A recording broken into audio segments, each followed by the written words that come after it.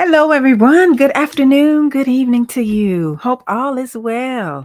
Alrighty, coming in here talking about part three in this 20 things before and after starting your business. And earlier I came, actually, I thought I was recording earlier, but I wasn't. And I had some good things to say to you.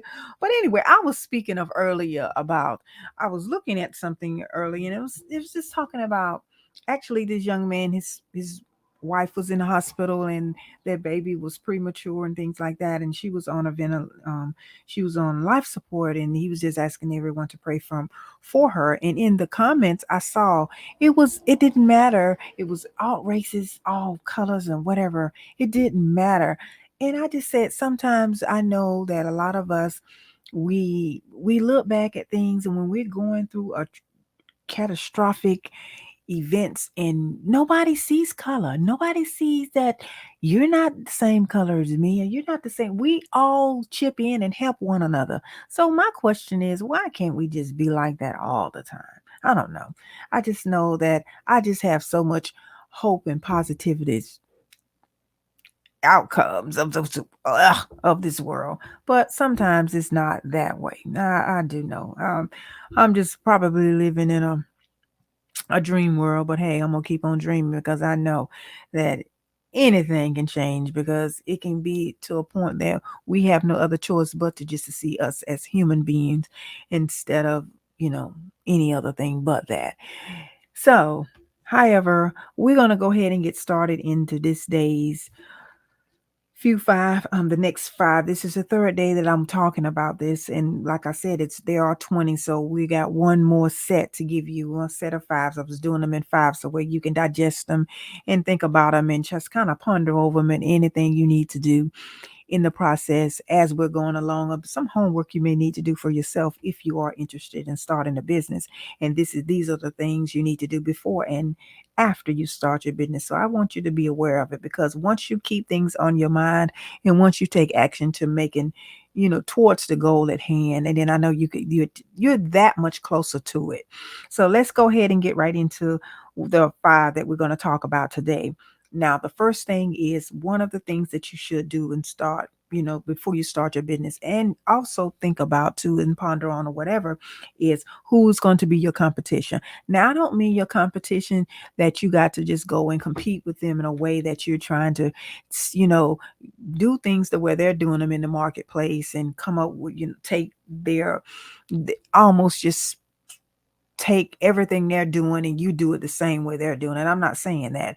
When you're in business, there's somebody out there that is doing the same things that you're doing. Well, there's someone out there is not satisfied with the way they're doing things, and that's where you can come in. You can come in and swoop a part of the market that can help you to gain those clients that aren't happy, and then also that maybe that your competition cannot serve and don't have the capabilities of serving. So this is where you need to kind of at least know what's going on in that aspect, and there are a million ways or plenty ways that you can do that. And some of the ways are just doing some research on your competition and then finding out, what people are saying about that company.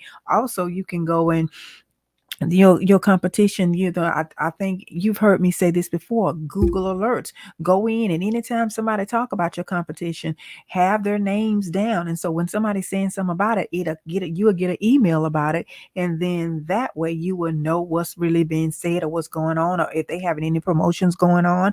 Because if they have things going on, promoting their business or whatever, you need to be doing something similar, the same thing, but using your own twist and maybe something even different and better, and maybe something innovative and creative. So this is why you need to be aware of what's going on with your competition. And that though this is how, look at McDonald's and Burger King and look the Targets and Walmart. You don't think that their companies, or they're not sitting down in their board meetings and sitting down and discussing and looking, their teams are not getting together and discussing what the others are doing? Oh, absolutely they are. That's why you see so much, even with Amazon and all of the other retail. I'm thinking about the big retailers, but even small ones. Every product that's out there that's in competition with the other, I'm willing to bet you they know what their competition is up to, at least a little bit, so where they can say, okay, well, We need to know, we need to speak the language in a sense that we got our own innovative way of doing it and our own creative little, little model or whatever, but still they have to know what's going on. So don't let anybody tell you anything differently about that. Now, the next thing is going to be your unique, this kind of like piggybacking off what we're talking about too. What is unique about your business and your products and your services? And this is something else that I want you to know when it comes down to this, is you got to be, like I said earlier, you have to be unique, you have to be creative, you have to be innovative, because you can give the customer in the same niche, or the same market, you can give them a different experience, and probably a better experience that they're looking for. So you need to find out what they're looking for as well. And there are clever ways to do that, nice ways to do that, professional ways to do that. So you just got to know what they are. Okay. All right. Then the next thing that I definitely want you to know is some of the things you need to do and should know before you start a business and after you're out here in the business world, is going to be what it's going to take for you to launch your products and your services. Now, what I mean, there's a lot of things. Let me just break this down. There's a lot of things, a lot of layers to this one here. A lot of businesses you must know. First of all, you must know how you're going to structure your business, meaning what you're going to, not your, like your LLC and all those kind of things. That is very important too. But how are you going to, I would say put your business out there from the standpoint of what it's going to take. Like if you have a product, what is it going to take for you to make that product a finished product? you know, what, let's say for instance, a course is a product. What is going to take you to get that course completed? What is it going to take? Is you got to outline that course, you got to have the right equipment for that course, you got to give some buzzword to that course, you got to have a marketing plan for that course, a marketing strategy, whatever you want to call it. You got to discover on who you're going to be targeting and how you're going to structure it, how that copy is going to be. It's a lot more things I can get into, but I hope you get the drift of what I'm speaking of, because that's so important. If you methodically think this stuff out, man, your confidence level will be so much more. And then I think that you won't procrastinate into doing some of these things, because I believe that if you have the know how to just see how things are going to be, detailed out, I think that we won't procrastinate on them as much. I don't care what kind of business that you're starting or what kind of business that you're working on growing. You must follow these steps. I'm telling you, I know what I'm talking about. Been there, done that, even with my businesses before. So there's no argument here. You need to do what I'm telling you to do and do it like with excellence. Okay. Alrighty. Now the service part of it, let's say for instance, if you have a service, like for instance, when I was in when I had my first salon outside of, me, when I started working for myself and started my business, my salon business, what I did was each service that I offered, I wrote them down on the plan, on my business plan or whatever. I wrote them down. How long would it take me to do each one of those services? And when I got in my second salon, I had, my employees, I started it out with that. I had them, I determined on what it's gonna how long it's going to take them, how many they can, what they can produce in a day's time. I know you have to give and take. You have to give a little wiggle room in there, because things can happen, things can come up. And then also, let's even get back to me when I was physically doing the work in the seven, just working by myself, and which I don't advise anybody to just do that. I advise you to scale your business by hiring, others to do the thing. Maybe if you want to work into your business and do that too, that's okay. That's well and good too. But you always got to be prepared to just scale it up, and scaling it up with using, getting other help to help make that happen. Now, because you can't do it all by yourself. You can only get so the ceiling is going to go so high for you if you're doing it by yourself. That's with anything we're doing. Okay, but back to what I was saying, when I would schedule my clients, I never liked to, schedule them on top of each other and have people waiting around and things like that. I never like to schedule my day like that.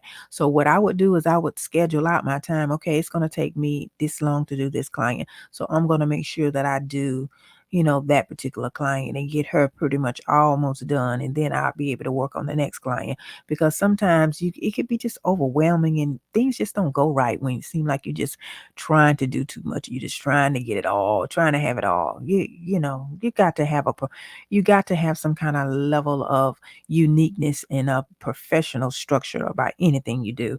And then that way people will want to do business with you in the future and their word of mouth it will go a long way because I think professionalism now in any business is really, really a little bit it's a little lost in the sauce, but you can get it back and you can stand out and be uniquely. You can be that goat, that the one that they're always talking about because of the exceptional service that you give.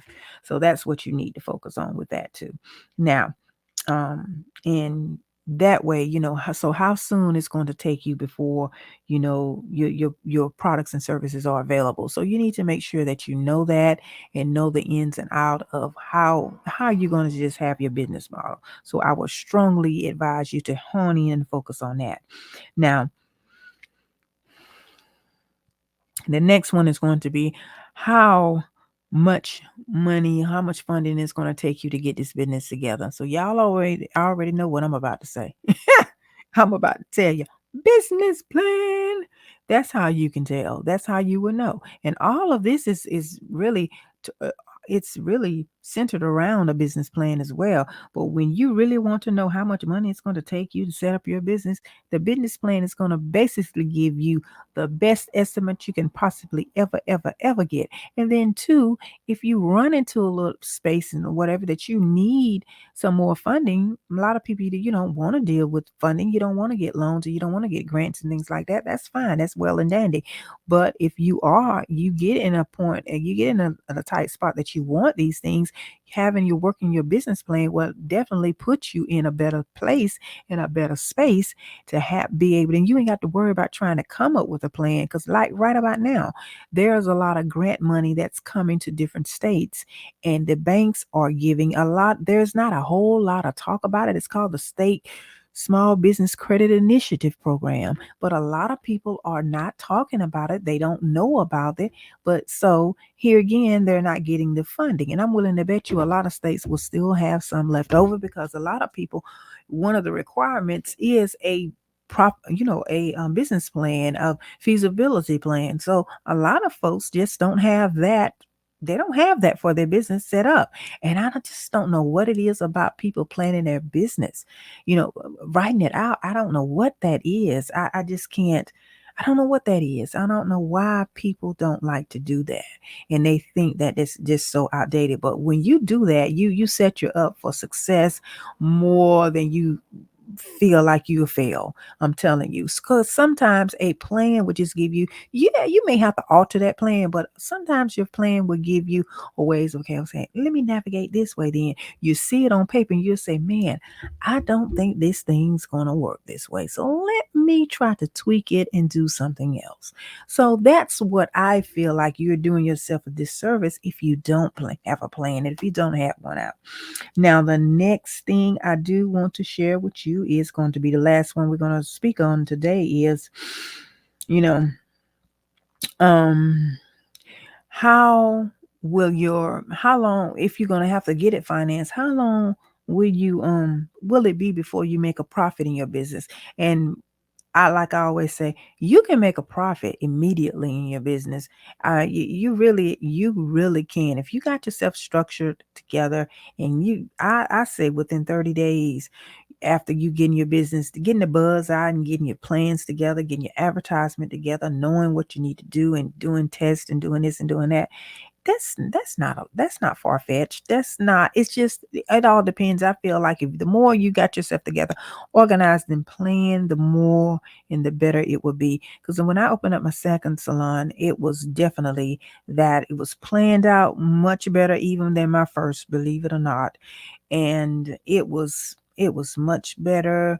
It was definitely, I put search for the staff in the right, put ads out for that and got the interviews for that. And I mean, I didn't have an issue.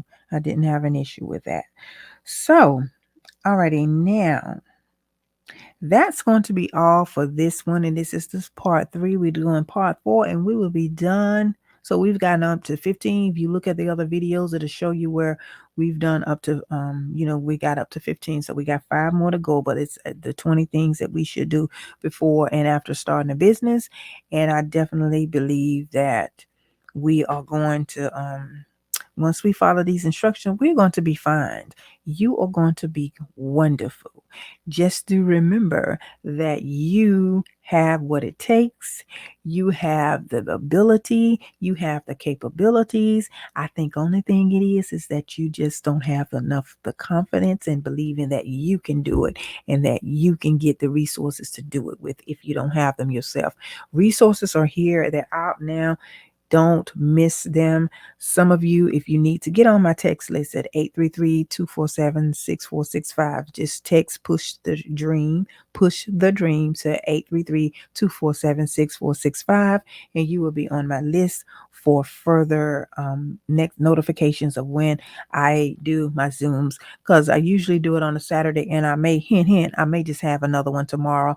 I think I will see about looking to see how my schedule would be in the morning hours. So I think I can do one in the morning and get you all on the Zoom if you have any questions or anybody have any questions about anything.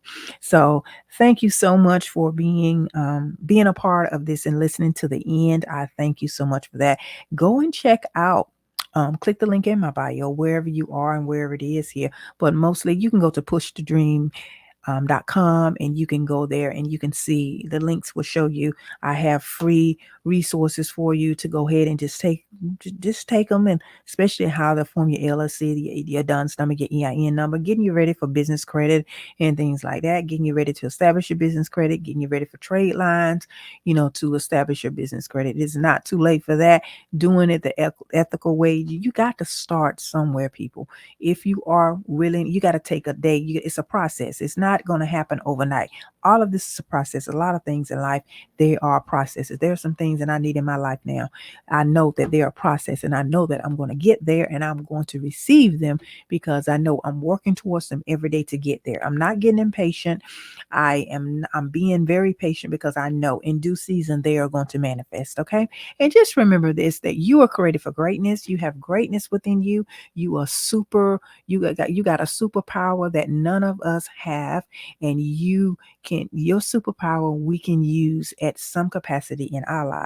But in case you're not, we're going to connect with those that we need to connect with. Okay. So I thank you so much for listening and being here.